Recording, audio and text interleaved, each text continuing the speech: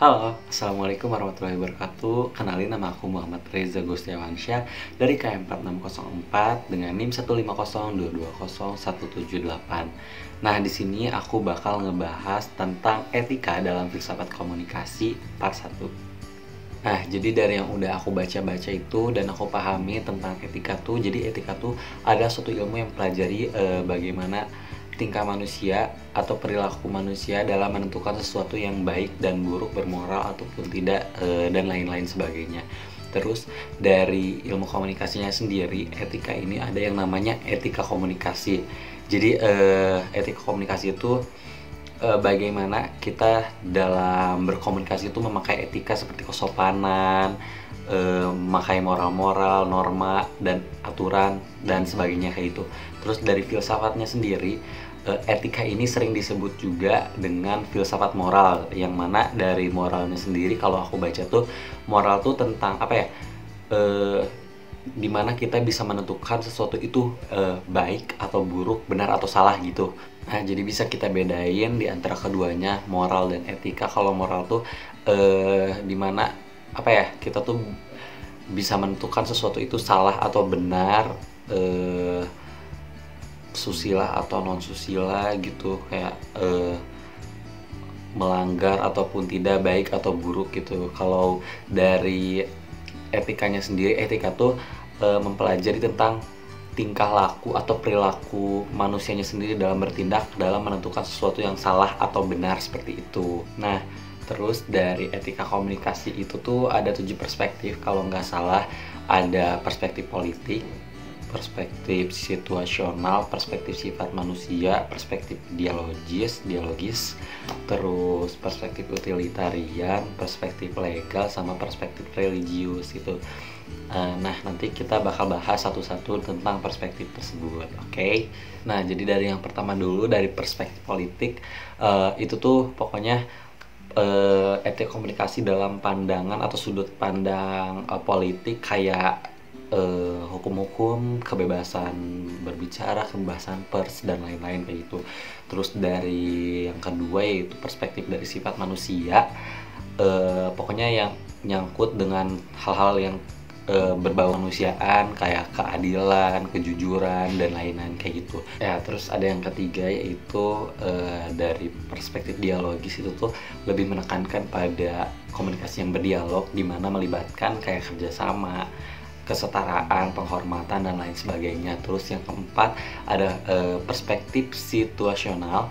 Nah, itu tuh melibatkan kayak kepekaan kita, kesesuaian, dan apa ya, memahami situasi dan konteks yang sedang terjadi gitu. Terus ada kelima ya, ini tuh perspektif religius. Itu tuh ada nilai-nilai agama di situ dan melibatkan kayak kejujuran ya, nilai-nilai yang agama yang terkandung gitu, dan apa ya, rasa saling menghormati satu sama lain kayak gitu. Nah, terus ada yang keenam yaitu perspektif utilitarian. Kalau yang aku tahu ya, waktu semester 1 itu kan pernah belajar etika komunikasi juga. Kalau utilitarian tuh lebih menekankan pada sesuatu kebaikan itu. Aku lupa lagi spesifiknya kayak gimana. Kalau nggak salah, pokoknya kita tuh sebisa mungkin melakukan sesuatu tuh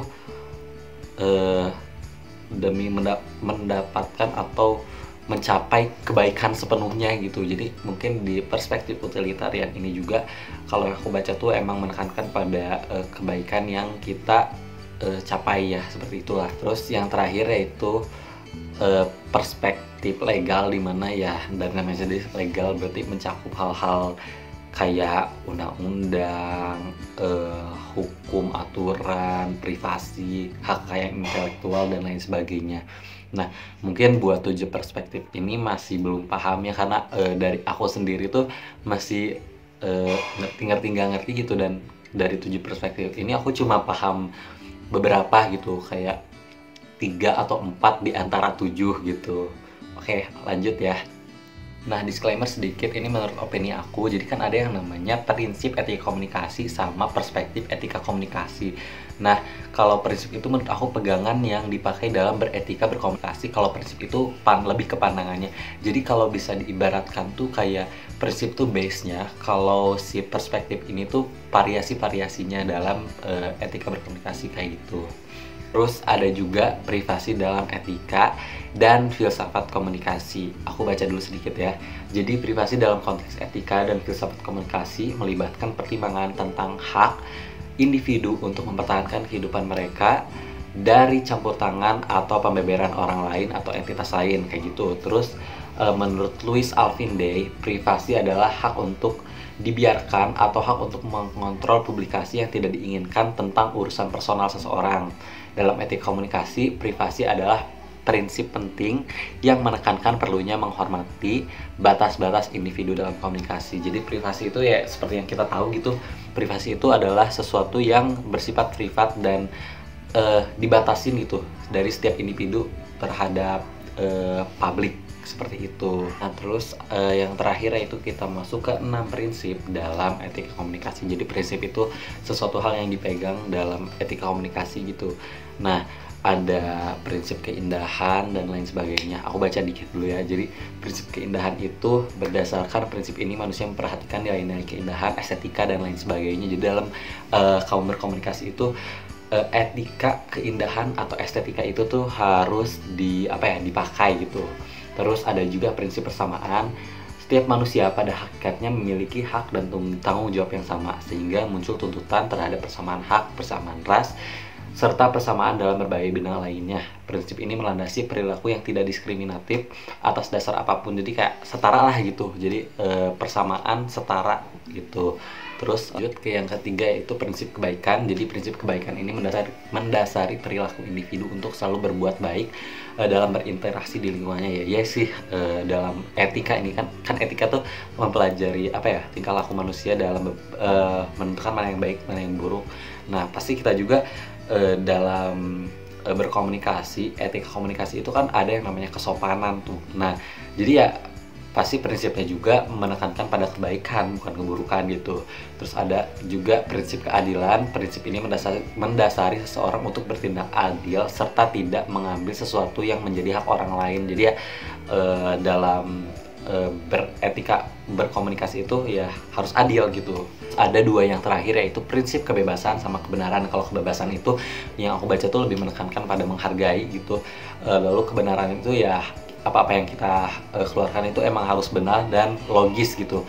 Karena dari pengertiannya sendiri dalam prinsip kehidupan dan hak asasi manusia, setiap manusia mempunyai hak untuk melakukan sesuatu sesuai dengan kehendaknya sendiri sepanjang tidak merugikan orang lain. Oleh karena itu, setiap kebebasan harus diikuti dengan tanggung jawab sehingga manusia tidak melakukan tindakan yang semena-mena kepada orang lain. Itu kan dari sini kita mengetahui kalau prinsip kebebasan ini lebih menekankan pada penghargaan satu sama lain gitulah. Terus ada prinsip kebenaran. Kebenaran biasanya digunakan dalam logika ilmuwan, muncul dari hasil pemikiran yang logis atau rasional. Kebenaran harus dapat dibuktikan dan ditunjukkan agar kebenaran itu dapat diyakini oleh individu atau orang lain gitu. Nah, jadi itu 6 perspektif dari etika komunikasi. Nah, jadi itulah penjelasan mengenai etika dalam komunikasi ataupun filsafat, etika komunikasi dan filsafat moral. Semoga apa yang telah saya sampaikan dapat bermanfaat dan dapat menambah ilmu. Kurang lebihnya mohon maaf. Wassalamualaikum warahmatullahi wabarakatuh. Dadah.